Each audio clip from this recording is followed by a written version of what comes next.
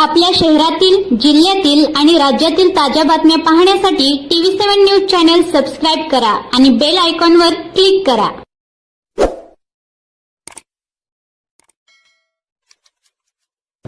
गणपतराव देशमुखांच्या समाधीस्थळी मी आत्ताच माथा टेकून आलेलो आहे. त्यांची पुण्यतिथी होती आणि मला तिथे आता उपस्थित राहता आलं हे तर खरं माझं भाग्य आहे. एक विचाराचा लढणारा माणूस, खरं तर या क्षेत्रासाठी देव माणूस म्हणून त्यांचा परिचय आहे. आणि गणपतराव मी स्वतः सभागृहात पाहिले, अतिशय शिस्त आणि तेवढंच ध्येय असणार, म्हणजे आमच्या सगळ्यांसाठी तर आदर्श म्हणून, आमदार म्हणूनच त्यांची एकंदरीत आमचा परिचय होता. त्यांचा प्रभाव व्यक्तिमत्वाचा निश्चितच आमच्यावर आहे.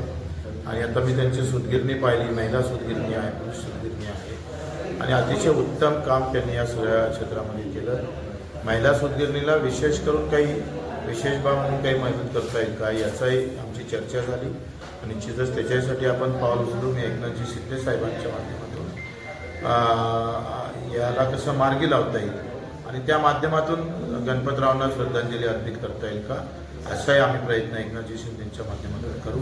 आपल्या सर्वांची भेटी झाली आणि मी पुनश्च त्यांचं स्मरण करतो आणि त्यांच्या सर्व परिवारांना सदिच्छा व्यक्त करतो.